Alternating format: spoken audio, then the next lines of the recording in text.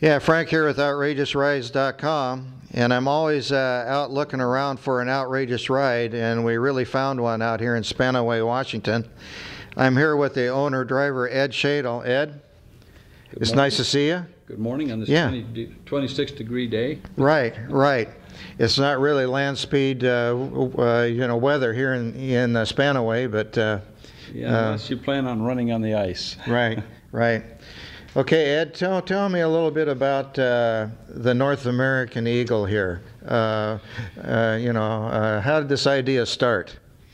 Well, the idea started probably back when I was about 13 or 14 when I built a soapbox derby racer. Mm-hmm. At that time, I seemed to think that I wanted to build something that would go fast. Through the years of various things I did with street rods and race cars, it finally evolved into going to the Bonneville Salt Flats in the 80s. To race a car. Mm-hmm. And so I run a 27T Roadster out there at Bonneville as well as a Lakester. And but in the 90s, when I heard that the British were going to try and break the sound barrier and Craig Breedlove was building another car, I really got inspired to think up some way to go after that land speed record myself. So about 96, 97, the idea hit me that I should use an F-104 Starfighter instead of building a car from scratch, which I really didn't have the capability of. But I knew the F-104 was a very fast airplane, capable of around 1,600 miles an hour. And I thought, well, if we can go half that speed, we got the record. So that's basically the platform I started with, using this F-104 Starfighter. And so this has been a 12-year-long project getting to this point right here, where we now have about 30 test runs out of the way. We've developed this thing into a viable project now where we think we can actually go after the record. Now, what exactly, what are we looking at for, I don't know if you consider jets with horsepower, but what are we looking at for power here? This engine calculates out to 45,000 horsepower when it's at full power, full afterburner. And it consumes 160 gallons a minute of fuel. It burns kerosene, so just home heating oil. Right. Now, it's my understanding that you're going to go for the 800-mile-an-hour mark. Is that correct? Well, our first mission is to take the record back from the British. The current record is 763 miles an hour. To do that, I have to run 1% over on a two-way average, and that would be 771. While we're at it, if the vehicle is capable of going over 800, then we'll do that as well. So that's our primary mission. Take the record back and then see if we can set the bar even higher at a little over. Okay, so Ed, approximately what's the time frame, do you think, on going for the record? Well, like I like to tell people, it's always on Tuesday, but that's really just a way to divert the subject. It's all really dependent on a couple of things. Technologically, we're in great shape. So we think we can go as fast as we need to go. The weather is always an issue, and revenue. We've been struggling to try and find sponsorship, and it's not the easiest thing to find. And of course, we're all technicians or engineers. We're not marketing reps. So that makes it more difficult for us because we don't know how to sell anything. But we have some very good leads that may be able to culminate in some revenue to take care of things. The other thing is trying to find a spot to run.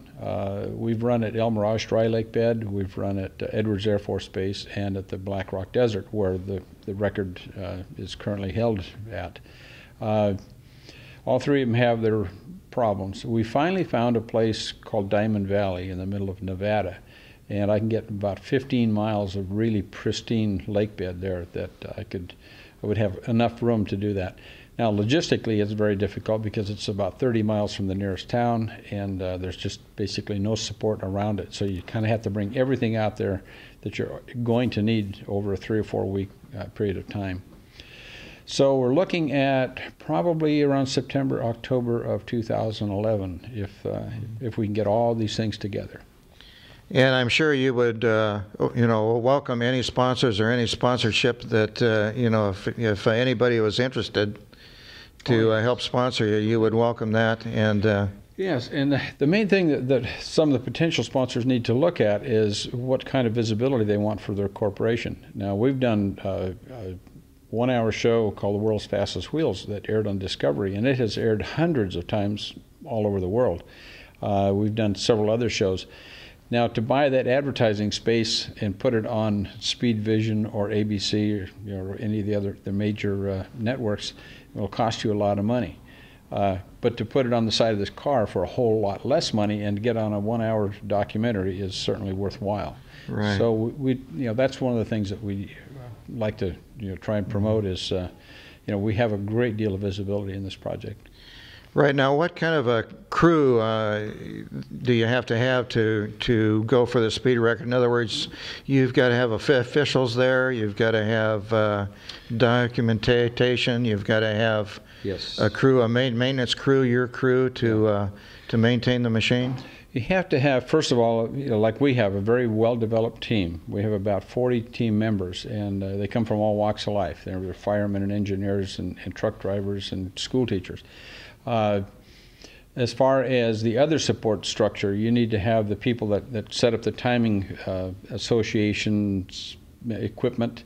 You have to have the international authority, the FIA. They have to be there to validate all the data. So it's quite a structured process, and if you don't have it all together, it can be a whole exercise in futility. Right. Now, what's it like going those speeds? Well, I like to quote Andy Green when he was asked that, and he said it's like describing chocolate to someone who's never eaten chocolate. Mm-hmm. It's a very difficult thing to explain. The one thing that I would say that people need to understand is that you're very, very busy. Everything from before you even get in the cockpit, going through all the checks and so on, getting in the cockpit and going through all the things that you have to do.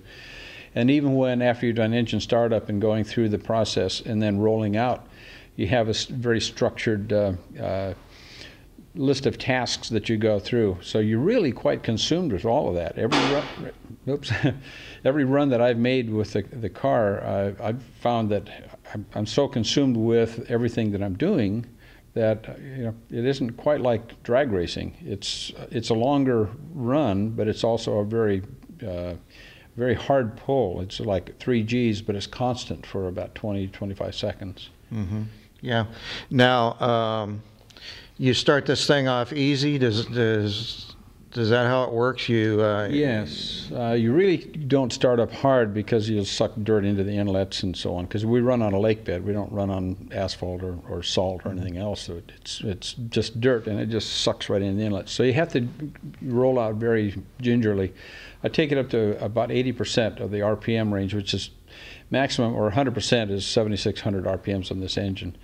So you roll it up to about 80% and get the car moving. Once you get up to about 100, then I take it up to 90%, and then on up to 100%. I usually at the 1 mile I'm at 100%, and then I go into minimum afterburner. Then you really know that you've just turned on some horsepower. And then when you go to full AB, then you've got all 45,000 horsepower pushing you, and it's a pretty dramatic push then. Yeah, you can get way behind it, but it's just like flying an airplane. Mm-hmm. You have to stay with it. You have to stay ahead of it. And if you're not really careful, you could get yourself into trouble. So what you do then is you go through your shutdown process, which is start knocking everything down. So pulling out the parachutes and applying the brakes. Ed, it's great to see you. Well, it's great to talk to you, and we wish you the best of luck with your land speed record. We'll keep an eye on it. And we're going to keep track of your of what you're doing, and we're glad you're going to take back that record from the British. Yeah, well, I think it's our patriotic duty. So, and anybody wants to come and look at our website, it's landspeed.com, and there's a lot of information on there. Yeah. So. Okay, great.